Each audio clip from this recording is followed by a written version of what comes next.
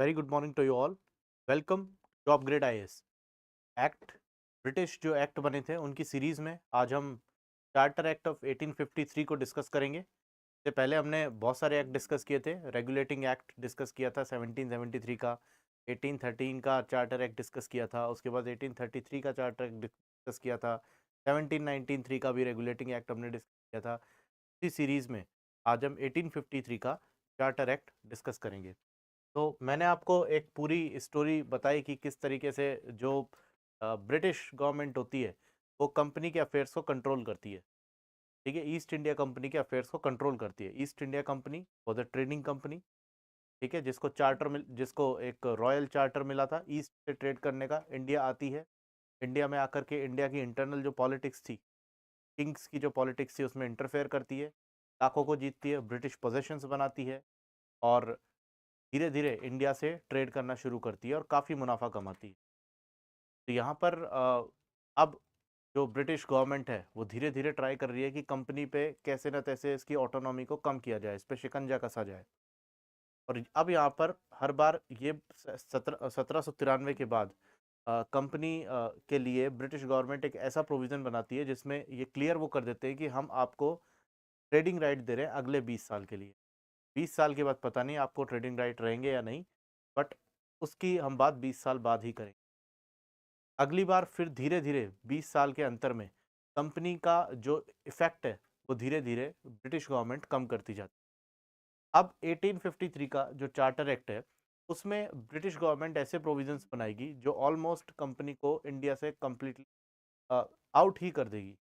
मतलब कंपनी भी ये समझ गई थी, क्योंकि इस एक्ट में एक प्रोविज़न ये बनाया गया कि जब तक चाहे ईस्ट इंडिया कंपनी इंडिया में ट्रेड कर सकती है। दूसरे शब्दों में मतलब ये था कि हमारी मर्जी से, है ना, हमारी ब्रिटिश गवर्नमेंट की मर्जी से कंपनी जितना चाहे इंडिया में ट्रेड कर सकती है। मतलब कभी भी British government east India company को एलिमिनेट कर देती थी। यहाँ से एक कॉन्स्पिरेसी थ्योरी और आती है, वो होती है कि 1853 के बाद 1857 का रिवॉल्ट हो जाता है। अब वो जो रिवॉल्ट 1857 का हुआ था, ब्रिटिश क्राउन को मौका मिल जाता है कि कंपनी को पूरी तरीके से अबॉलिश किया जाए और सीधा इंडिया को क्राउन के अंडर में ले लिया जाए। ठीक है, तो यहाँ पर कंपनी अब धीरे धीरे डिक्लाइन हो रही है और ऑलमोस्ट यहाँ पर 1853 में पर्टिकुलरली कंपनी डिक्लाइन हो ही चुकी है। ठीक है, let us see one by one what were the provisions of the act.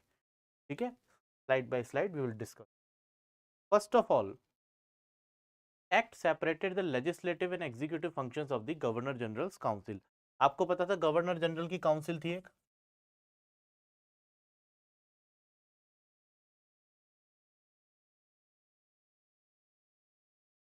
ठीक है, इसमें शुरू में 4 मेंबर थे। ठीक है, गवर्नर जनरल जो होता था, जब डेडलॉक होता था तब अपना जो था एक निर्णायक वोट एक्सरसाइज करता था, एक वीटो एक्सरसाइज करता था। बाद में ऐसा डेडलॉक ना हो तो मेंबर घटा के करे थे 3। उसके बाद दोबारा 4 मेंबर करे, जिसमें एक लॉ मेंबर भी ऐड किया था। Lord Macaulay was the first law member of the executive council. ठीक है, बट उनके पास वोटिंग की इतनी पावर नहीं थी। क्यों नहीं दी गई? क्योंकि उतनी ही पावर दे देंगे तो वापस 50-50 का मामला हो जाएगा, उन्हें कम वोटिंग पावर थी। नाउ यहाँ पर एक अलग इन्होंने खेल किया है, एक अलग इन्होंने प्रोविजन बनाया है। वो कहा है कि भाई लेजिस्लेटिव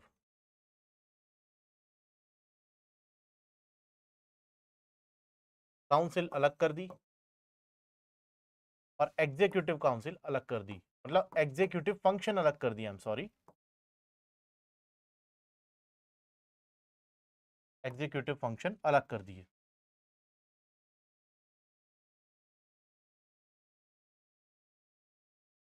है तो वही गवर्नर जनरल की काउंसिल, लेकिन यहां पर इसमें अब टोटल मेंबर 12 हो जाएंगे। कितने हो जाएंगे? 12 मेंबर्स हो जाएंगे। ठीक है, अभी 12 मेंबर्स कौन होंगे जरा देखो कि इन 12 मेंबर्स में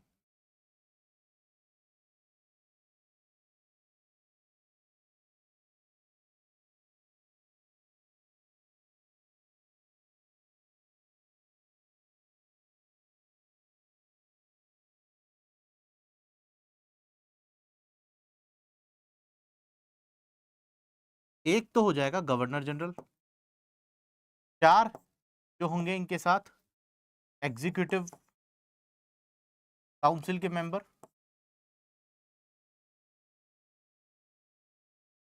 ठीक है, इसमें एक लॉक वाला मेंबर भी है जिसको आपने पूरी वोटिंग पावर्स दे दी हैं, ठीक है। एक आपका होगा कमांडर इन चीफ,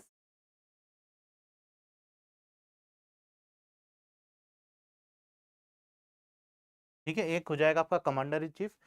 एक जो आपने सुप्रीम कोर्ट कैलकाटा में एस्टेब्लिश किया था उसका जस्टिस, चीफ जस्टिस,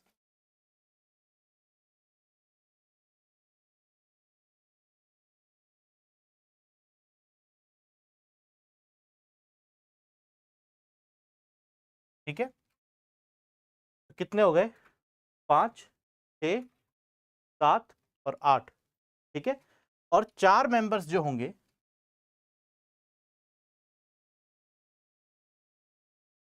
वो ईस्ट इंडिया कंपनी के होंगे with 10 years of experience,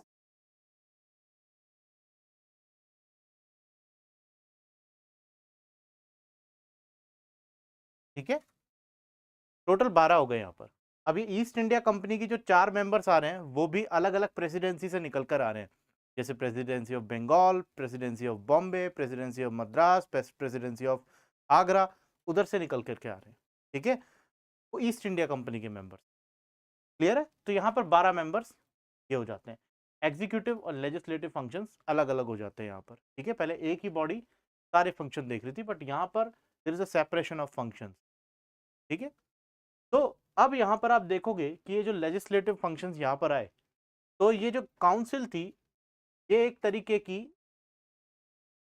central legislative assembly बन जाती, सेंट्रल लेजिस्लेटिव काउंसिल बन जाती है, सेंट्रल लेजिस्लेटिव काउंसिल बन जाती है, क्योंकि लेजिस्लेटिव पावर भी आ गई अब, है ना, अलग हो गई, तो इसको सेंट्रल लेजिस्लेटिव पावर काउंसिल भी आप बोलने लग गए थे। अब यहाँ पर देखो मैंने आपको बताया कि इसमें यहाँ पर for this purpose 6 members were added in the governor general executive council, ठीक है। तो वहां कुल मिलाकर के गवर्नर जनरल का जो ऑफिस था, जो काउंसिल थी, उसमें 12 मेंबर्स हो गए, ठीक है, 6 एडिशनल आपने जोड़े थे। यहां पर देखोगे कि ये जो लेजिस्लेटिव काउंसिल है ये एक मिनी पार्लियामेंट का काम करेगी। अब जो लेजिस्लेटिव काउंसिल है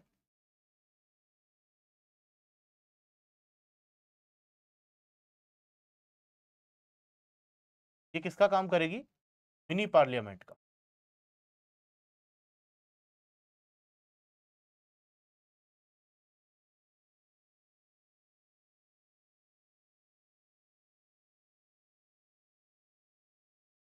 ठीक है, बिल्कुल जैसे पार्लियामेंट में लॉ बनता है वैसे ही लॉ बनाएगी, ठीक है।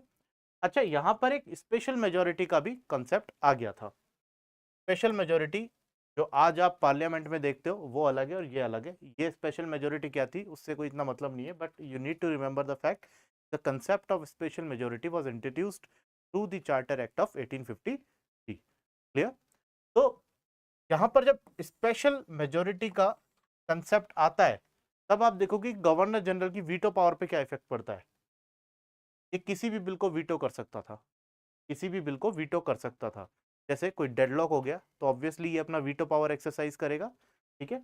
तो वो तो वीटो पावर है ही, बाकी लॉ मेकिंग में भी अगर इनको किसी बिल पर अपनी वीटो पावर यूज में लेनी है, ठीक है, like the president of India जो आज उनके 3 वीटो है, pocket veto, suspensive veto and absolute veto, ठीक है, वैसे ठीक वैसे ही ये भी अपनी वीटो पावर एक्सरसाइज कर सकते थे, ठीक है। अब आपने देखा होगा पिछला जो एक्ट था 1833 का, उसमें ये बताया गया था कि जो लॉ मेकिंग होगी वो ब्रिटिश पार्लियामेंट के कंसेंट के बिना नहीं होगी, कि ब्रिटिश पार्लियामेंट तक लॉ पहुंच, जो बिल है वो पहुंचना चाहिए, ब्रिटिश पार्लियामेंट उसको डिस्कस करेगी और देन वो जो बिल है वो एक्ट बनेगा। यहाँ पर मिनी पार्लियामेंट का कंसेप्ट भी वही है कि यहीं पर लॉ बन जाएगा, ठीक है। ब्रिटिश पार्लियामेंट अब थोड़ा कम इंटरफेयर करेगी। ऐसा नहीं था कि ब्रिटिश पार्लियामेंट ने इंटरफेयर ही मिनी पार्लियामेंट बनने के बाद छोड़ दिया था, ऐसा नहीं था। They used to ratify the acts, है ना, बिल को रेटिफाई वो करते थे। तो आपको ये 3 फैक्ट याद रखने, वन इज लेजिस्लेटिव काउंसिल ने पार्लियामेंट की तरह फंक्शन करना शुरू किया, कंसेप्ट ऑफ स्पेशल मेजोरिटी आया और गवर्नर जनरल वीटो किसी भी बिल पर एक्सरसाइज कर सकता था। नेक्स्ट, अब यहां पर चार्टर एक्ट आप 1833 का याद करो। 1833 का जो चार्टर एक्ट था जो चार्टर एक्ट था उसने क्या बोला था? Merit system. क्या इंट्रोड्यूस किया था? Merit system. ठीक है, in government jobs, in government job. ठीक है, तो मेरिट सिस्टम जो है 1833 का जो है चार्टर एक्ट लेकर आता है, बट 1853 का चार्टर एक्ट एक सिस्टम लाता है सिविल सर्वेंट्स के लिए। ठीक है, सिविल सर्वेंट्स जो होंगे अब रिक्रूट होंगे कॉम्पिटिटिव एग्जाम्स के थ्रू, जैसे आज होते हैं। ठीक है, you are all appearing for the civil services examination, whether is for the civil service examination और forest service examination, but it's a civil service, you will have to clear the competition. ठीक है, तो यहां पर भी जो आज का कंपटीशन का कॉन्सेप्ट है सिविल सर्विसेज के लिए, इट्स अ ब्रिटिश कॉन्सेप्ट। ठीक है, और पहली बार इंडियंस को भी इसमें इंक्लूड किया गया कि now Indians are eligible to appear for the civil services examination. This provision was approved through this charter act of 1853। ठीक है, 1853 के चार्टर एक्ट ने सिविल सर्विसेज एग्जाम के लिए एक कंपटीशन का सिस्टम लेकर आए। अब क्वेश्चन होता है कि भाई क्यों लाए होंगे, है ना, क्यों लाए होंगे? क्या पहले कंपटीशन का सिस्टम नहीं था इंडिया में सिविल सर्विसेज के लिए? नहीं था। ठीक है, क्यों नहीं था? क्योंकि इससे पहले कंपनी की जो बैकबोन थी, court of directors, court of directors used to appoint the civil servants in India. ठीक है, जो एडमिनिस्ट्रेशन चलाएंगे। जैसे मैं आपको बताता हूं कि जो लॉर्ड कॉर्नवालिस थे 1793 में, जब बेसिकली वे कलेक्टर का पोस्ट बनाते हैं, तो वो जो कलेक्टर साहब था वो किसी कॉम्पिटिटिव एग्जाम के थ्रू नहीं आया था। ठीक है, ये बेसिकली कोर्ट ऑफ डायरेक्टर ने उन्हें डायरेक्ट अपॉइंट किया था, और जनरली कोर्ट ऑफ डायरेक्टर एक स्ट्रांग बॉडी थी। ठीक है, तो यहाँ पर एक पैट्रोनेज का सिस्टम चलता था, भाई भतीजावाद, जिसको आप नेपोटिज्म बोलते हैं, वो चलती थी। Now this act ended the concept of this nepotism. you will have to clear, this act stated very clearly कि you will have to clear the examination to be a civil servant in India। ठीक है, और उसके बाद Macaulay committee 1854 में आती है और इंडिया को उसकी फर्स्ट सिविल सर्विसेज डिलीवर कर देती है, जो कंपटीशन के थ्रू आई थी। नाउ यहाँ पर देखो कंपनी का वर्चस्व, कंपनी का इन्फ्लुएंस और भी कम हो गया। Court of directors who used to sit in London, who used to control India, who used to appoint the civil servants in India, now company has, now British parliament has curtailed this privilege of court of director। clear?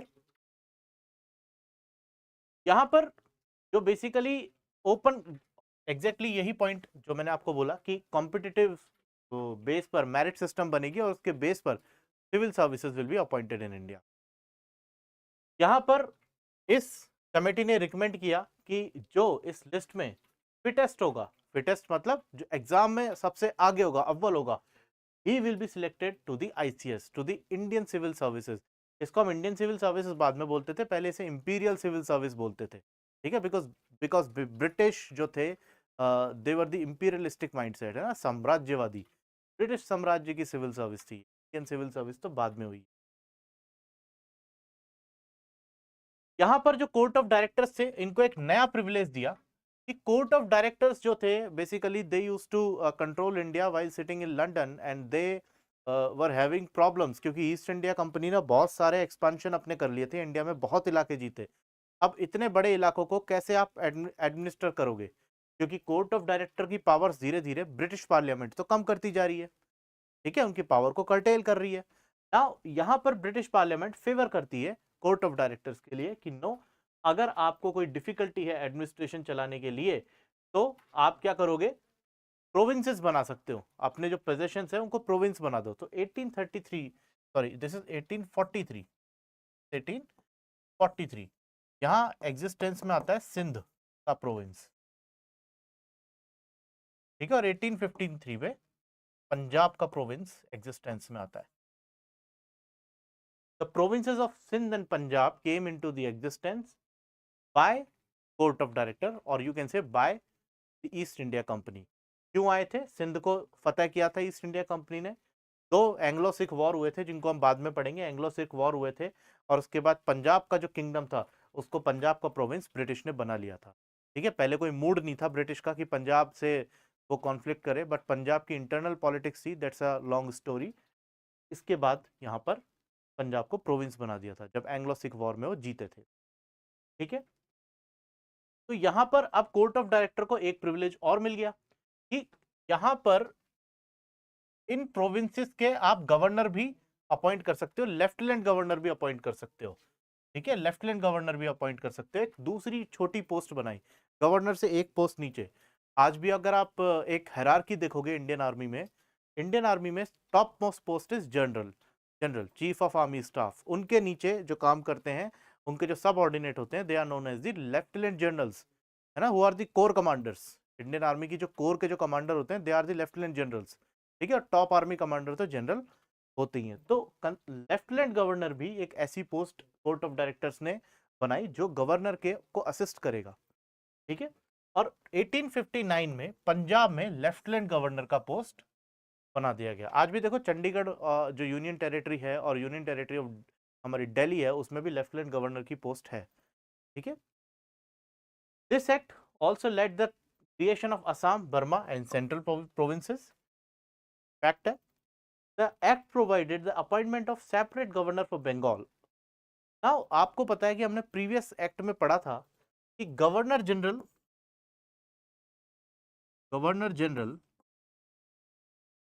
Of Bengal आपने बनाया था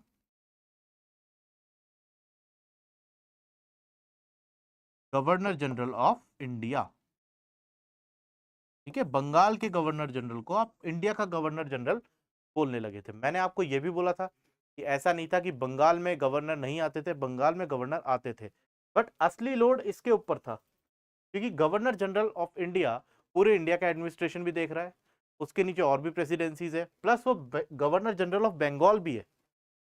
let us suppose कि आप गुजरात के CM हो, है ना, और आप पीएम बन रहे हो, तो can you be the CM of Gujarat as per the constitution of India? It is not possible. But एक सोचो कि कोई कॉन्स्टिट्यूशन नहीं है, can you handle both of the designations efficiently? This is not possible. जब आपके पास एक बहुत ही बड़ा एरिया हो जिसको आपको एडमिनिस्टर करना है, इतना पॉसिबल नहीं हो पाता। तो यहाँ पर यही कंसेप्ट जो है ब्रिटिश पार्लियामेंट लेकर आ रही है कि गवर्नर ऑफ बंगाल की पोस्ट हम अलग बनाएंगे। गवर्नर जनरल ऑफ इंडिया है, आप प्योर पूरे इंडिया को देखो, आपको बंगाल को अलग से देखने की जरूरत नहीं है। उसके लिए हम वापस से गवर्नर जनरल ऑफ बंगाल का डेजिग्नेशन क्रिएट कर देंगे। तो now this point is explaining the act provided for the appointment of separate governor for the Bengal presidency. It maintained that the governor general of Bengal should be different, जो मैंने अभी आपको बताया, from the governor general of India who was to head administration of whole of India, ठीक है। यही concept जो मैंने आपको बताया। नाउ यहां पर लोकल रिप्रेजेंटेटिव, जो सेंट्रल लेजिस्लेटिव काउंसिल थी, जो अपन ने स्लाइड सेकंड में देखी थी, सेंट्रल लेजिस्लेटिव काउंसिल, ठीक है। सेंट्रल लेजिस्लेटिव काउंसिल जो थी उसको एक लोकल रिप्रेजेंटेशन दिया। जो मैंने आपको 12 मेंबर बताया, जिसमें बोला था कि जो 4 मेंबर थे वो ईस्ट इंडिया कंपनी के रिप्रेजेंटेटिव सारे थे और उनको 10 इयर्स का एक्सपीरियंस होना जरूरी था। ऑब्वियसली आप ईस्ट इंडिया कंपनी में 10 साल से काम कर रहे हो तो you are at a senior designation, है ना, काफी सीनियर हो जाते हो वहां पे। तो यहाँ पर 6 मेंबर जो थे गवर्नर जनरल की काउंसिल के, उनमें 4 अपॉइंट किए थे local provincial governments, Madras, Bombay, Agra और बंगाल। मैंने आपको पहले ही बता दिया था, ठीक है। अब इसमें यह बात ध्यान रखना कि यहां पर इंडियंस को कोई भी रिप्रेजेंटेशन नहीं मिला है। If somebody ask you the question कि क्या चार्टर एक्ट ऑफ 1853 ने इंडियंस को रिप्रेजेंटेशन दिया था, आंसर इज नो। ये जो लोकल रिप्रेजेंटेशन है इसमें भी ब्रिटिश लोग ही हैं, है ना, ईस्ट इंडिया कंपनी में जो काम कर रहे हैं वो ब्रिटिश लोग को ही ब्रिटिश पार्लियामेंट प्रेफर कर रही है, ठीक है। So this was the entire charter charter act of 1853। Sorry for getting fumble. तो आप इसको एक बार दोबारा से देखो, because this act is important, क्योंकि ये एक्ट अपने पुराने एक्ट से थोड़ा सा बड़ा है ना। पहले तो आपने क्या कर दिया, लेजिस्लेटिव फंक्शन और एग्जीक्यूटिव फंक्शन को सेपरेट कर दिया। Now in governor general council there were 12 members, one was governor general himself, 4 executive members, 4 members of East India company जो लोकल एरिया को रिप्रेजेंट कर रहे हैं, जिनको 10 साल का एक्सपीरियंस है, बंगाल है, बिहार है, बॉम्बे है, मद्रास है, आगरा है, ठीक है। यहाँ पर 1 कमांडर इन चीफ, जो चीफ होते थे उनकी फोर्सेस के, chief justice of supreme court जो कलकत्ता में एस्टेब्लिश हुआ था, ठीक है। तो यहाँ पर कुल 12 मेंबर यहाँ पर हो जाते हैं। तो now you have introduced the system of civil services जो कंपटीशन बेस्ड होगा, नेपोटिज्म को एंड करने के लिए जो कोर्ट ऑफ डायरेक्टर्स किया करते थे, ठीक है। मैकॉले कमेटी आती है, मैकॉले कमेटी अपने रिकमेंडेशन देती है कि कॉम्पिटिटिव एग्जाम होगा। 1854 में पहली सिविल सर्विसेज इंडिया को डिलीवर कर दी जाती है, इंडियंस को भी इसमें मौका दिया जाता है, ठीक है। कमेंट में बताना कि फर्स्ट इंडियन सिविल सर्वेंट कौन थे।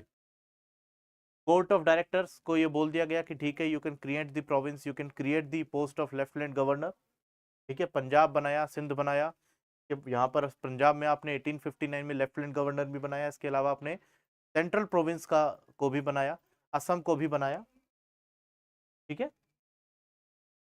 गवर्नर जनरल ऑफ बंगाल और गवर्नर जनरल ऑफ इंडिया को सेपरेट किया, ठीक है, जिससे एडमिनिस्ट्रेशन को और एफिशिएंटली चलाया जा सके।